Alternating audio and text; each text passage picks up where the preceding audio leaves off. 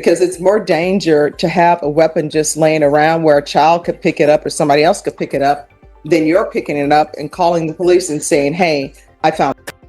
Right out of the gate, notice how the judge emphasizes safety. The law doesn't care if you found a gun or if it fell from the sky. If you're a convicted felon, possession is possession. But here's the real kicker. Was Garza really a threat or just trying to do the right thing? This weapon.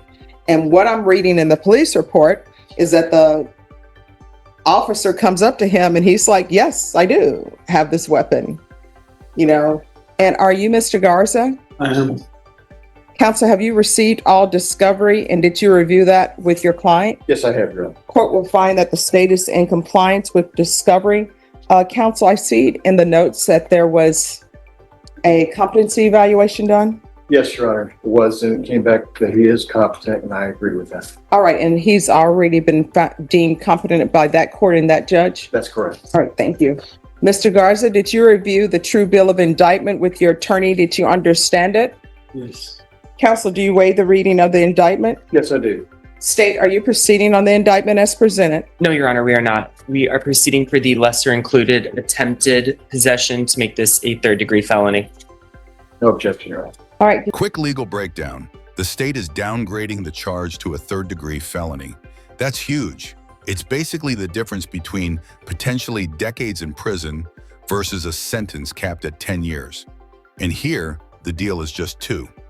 Lesser included offenses are a common way prosecutors avoid the risk of losing at trial. Did you review the court admonishments with your attorney? Did you understand it and sign it in all the appropriate places? Yes, ma'am. Did you understand that the state is proceeding on the lesser included offense of attempted unlawfully carrying a weapon with a felony conviction as a third-degree felony? The range of punishment is anywhere from 2 to 10 years in prison and up to a $10,000 fine. If you have a plea bargain agreement with the state, the court does not have to follow your plea. If for any reason the court does not follow your plea and gives you more than you bargained for, the fact that you entered a plea will not be used against you, and you will be allowed to withdraw your plea. Did you understand? You have a right to jury trial, a right for you or your attorney to cross-examine and confront any witnesses the state would call, and the right to remain silent. Did you understand by entering this plea you were giving up those rights? Yes. And did you intend to give up those rights and enter into a plea in this case? Yes. Counsel, has your client been able to provide you with any defenses? Yes, he has. Do you believe he has a rational as well as a factual understanding of the charges against him? Yes, I believe so. Do you believe he's currently competent and was legally sane at the time of the offense? Yes, I do.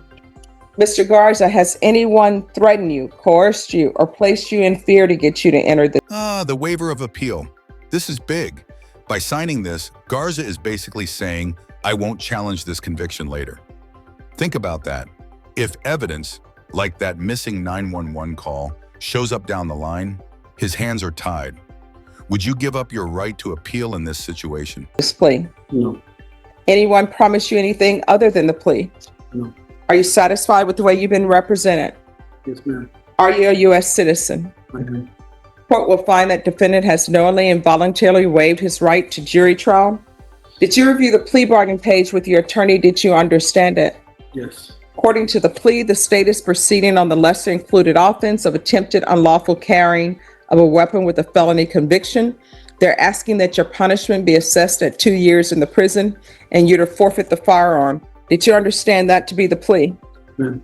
Defense? Yes, it is, Your Honor. State? Yes, Your Honor. Did you review the waiver of appeal paragraph with your attorney? Did you understand it? Yes. And did you sign it in both places? I'm sorry? I did. Did you understand by signing that you're waiving your right to appeal? The only items that can be appealed are written pretrial motions that have been filed, heard, and ruled upon by the court. Did you understand? Counsel, are there any such motions? No, Your Honor. Then to the lesser included offense, how do you plead? Guilty, not guilty, or no contest? No comment. State any evidence? State offers State's Exhibit 1 and all attachments, Your Honor. Okay. All right, state 2 may be excused. Thank you, Judge. Did you review the waiver and stipulations with your attorney? Did you understand it and sign it in all the appropriate places? Again, did you understand you have a right to jury trial, a right for you or your attorney to cross-examine and confront Any witnesses the state would call and the right to remain silent. Now this part is fascinating. The defense paints Garza as almost a good Samaritan, picking up a gun under a bridge and actually calling 911. If that's true, we're looking at the classic clash between the letter of the law and the spirit of the law. Technically guilty? Sure. Morally guilty? That's debatable. Did you understand that today the state will be presenting evidence in the form of witnesses' statements and police reports, but most importantly, there'll be no live testimony? Did you understand? Court will find that defendant has knowingly and voluntarily waived and consented to stipulation of testimony and stipulations. Court will accept into evidence state's exhibits 1 and attachments and review the same. All right, after reviewing state's exhibits 1 and attachments, the court will find there's sufficient evidence to find you guilty, and the court will find you guilty. Are you proceeding with sentencing? Yes, Your Honor. Anything you wish to say on behalf of your client? Yes, Judge, this case is kind of an unfortunate one. Mr. Garza is a resident of Haven for Hope. He suffers from some mental health issues that have been checked out, and he is, I believe, competent and has been confirmed, but he does have problems related to prior injuries that he's had. And this particular day, this weapon was found downtown under the bridge by some other boy, and Mr. Garza picked it up to try to turn it in. He was literally on the phone with 911 on UTSA property whenever he was spotted with a gun on property, and that's what led to this. We've looked at pursuing this to a trial and all that, but Mr. Garza has been locked up for more than 6 months, and he has elected to take this plea. He was in possession. He is a convicted felon, so it meets the technical, allegations. But that was the reason that Mr. Garza has chosen to move forward with this case. So a gun was discovered, and he was calling the police to turn it in. He took it. It was during the church under the bridge. He went to use a phone from one of them, which is on the UTSA property, and was, as I understand it, on the phone when UTSA security saw him and came over. Here the judge gets brutally honest. This just doesn't seem most to the core. When a judge is openly questioning whether the law is serving justice, you know the case is walking that razor-thin line between fairness and technicality. And here we are. Well, my thing is, technically, is that a violation of the law? Yes.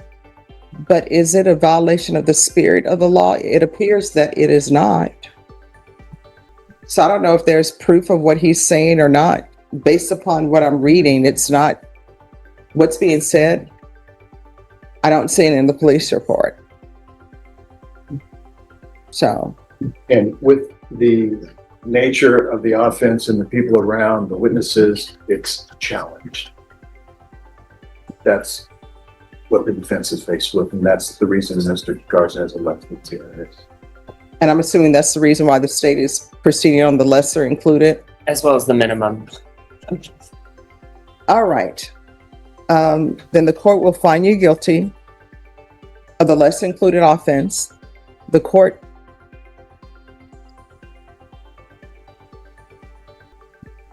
All right, so here's my thing.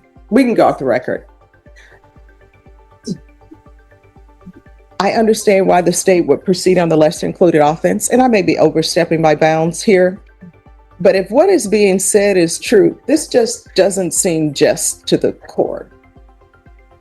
I mean, if somebody finds a gun and they're picking it up and on the phone to call the police to say, hey, I found a gun, come and pick it up.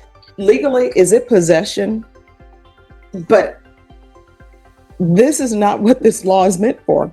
Am I wrong? And I understand state why you're reducing it, but do we have any proof of this? I'm telling you all, if there's proof of what he's saying, that he was on the phone, and it appears that there was the gun didn't have any, wasn't loaded or anything. Your Honor, you do speak to a good point. If there is proof, there has been requests for things that have been alluded in the police report, things that would have corroborated. Mm-hmm. The state has not been able to receive those things. And here's the heart of it. The judge flat out says, if you had a weapon, you're guilty, but if you picked it up to keep others safe, Is this really what the law intended? This is the kind of moment that makes legal cases so fascinating. It's not just about statutes, it's about intent, humanity, and how flexible justice really is. There have been discussion with defense. Mhm. The state understands if it came to a he said, we understand and believe the report. Things have been requested that we don't have. And And who would have these things? we've requested specifically without, jumping around the 911. We do not have that. We cannot corroborate. So where's the 911? Does the 911 not exist? It's been requested and I haven't gotten word back. Now, we believe with the reports, we have the elements. Yes. Yes. No, I mean, you do have the elements, and you actually have the elements for unlawfully carrying a weapon with a felony conviction, because he has a felony conviction. He was carrying a weapon. So